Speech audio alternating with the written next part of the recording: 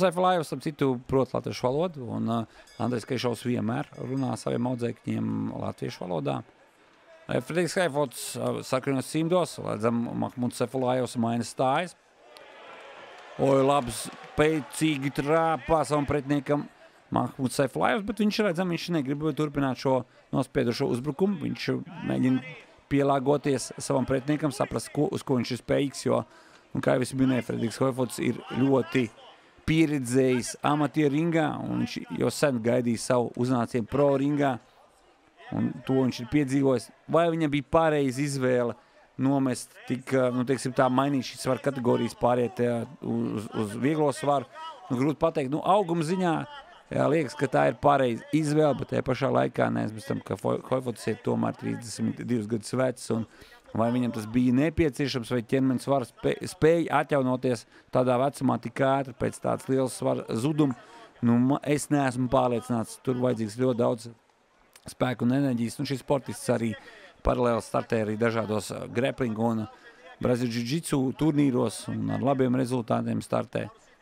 Tā kā viņš, es domāju, ka arī pārtrā būs bīstams. Tāpatās arī Mahmuds Saifulājevs, arī viņš paralēli MMA cīņām, viņš arī startē grapplingā, lai būtu šī cīņa prakse un arī visu citu.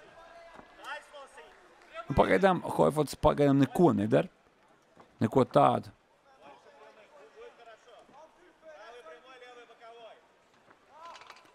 Haifots mēģina mainīt ritmu, kādu ir uzlicis Mahmuds Saifulājevs.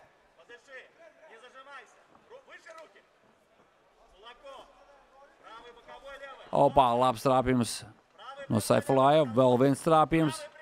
Un tagad pret uzbrukumā dodas Fredriks Haifots. Opā, atkal labi trāpa Mahmuds Saifulājevs. Haifots ir... Haifots atbild. Haifots iet uz priekšu. Haifots šobrīd ir labā distancē, sev izdevīgā distancē, saīsina distanci, satvērienā, mēģinās nogāzt zemē.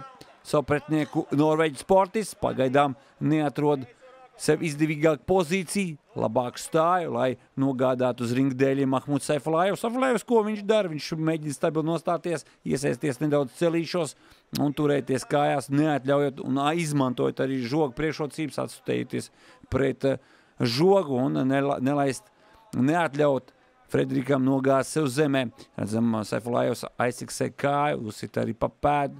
Un tagad būs metiens neizdodas izkustināt savu pretinieku Fredrikam Haifotam.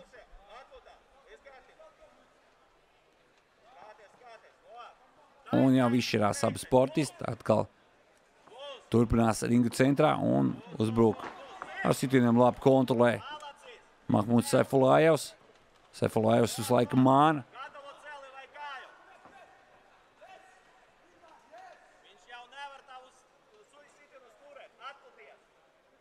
Un tagad atkal cīņa pie žoga. Fredriks Haifots saķēdējis pretinieku satvērienā, ļoti spēcīgi satvēris, bet, manuprāt, viņam nevajadzētu ieciklēties uz šādu satvērienu, vajadzētu viņam domāt, kā sagriezt pretinieku, kā viņu nogāzt. Jo tas ir tas, ko es gribēju tālāk arī stāstīt, jo pastāv iespējas, ja tu kļūdīsies, tad tu nevarēsi atķeksēties tik ātri, lai nostātos kājās.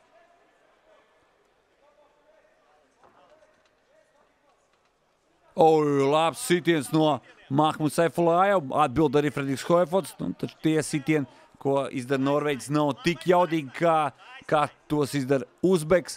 Raunda pēdējā minūte.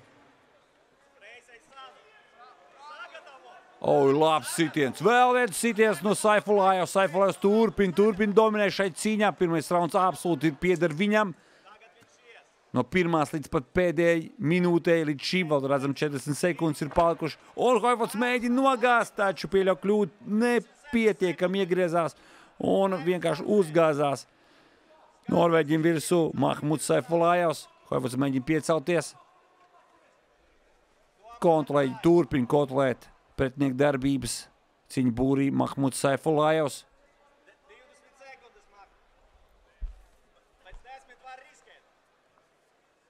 Skatāmies, vai būs risks. Es domāju, ka neriskēs.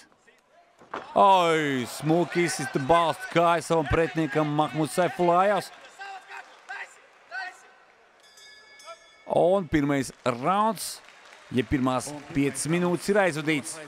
Un ļoti daudz enerģijas ir patērējis šai mačā, šai pirmajā raundā, šais 5 minūtēs. Frederiks Hoifuts. Hoifutam redzam, ka jau arī zīmodziņas zem astiņas parādās. Jā, nu zem kreisās acis ir zilumiņš. Un tās tikai turpinās pieņemties spēkā, noteikti. Tur tāda jau hematomiņa. Redzam, Ivans Kozačenkovs arī atbalsta savu kluba biedru. Ivans Kozačenkovs, Ukraiņu izcelsmes Latvijas MMA cīkstons, kurš arī regulāri piedalās milžu cīņu pasākumos. Un šoreiz viņš kā asistents darbojas savam trenerim Andrejam Kaišovam. Dzirdējām signāls, kas signalizē to, ka minūtes pārtraukums ir iztecējis, laiks sportistiem turpināt cīņu un doties laukumā jau uz otro 5 minūti. Frederiks Hoifuts iet uz priekšu, satver, mēģinās nogāzt, bet labi nopozicionējis sevi ir Mahmuds Saifulājevs. Atkal spējas atspiesties Saifulājevs pret žogu, mēģina izdabūt roku, kas viņam arī izdodas. Mēģinās tagad satvert Frederiku zem padus. Nu, viss tagad ir atkarīgs no paša Frederika. Nedaudz ieķērās žogā, bet nepamanīja to Igors Paulovs. Mahmuds Saifulājevs.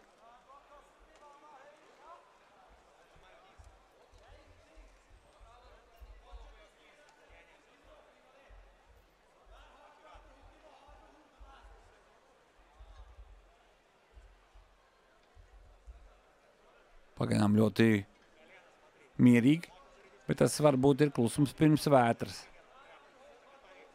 Atbalstam sportistus! Oi, nē, sliktā pozīcijā Hoifuts, viņam roka ir pilnīgi sabloķēta. Tagad viņš tiek vaļā, bet redzam bombardē savu sitieniem.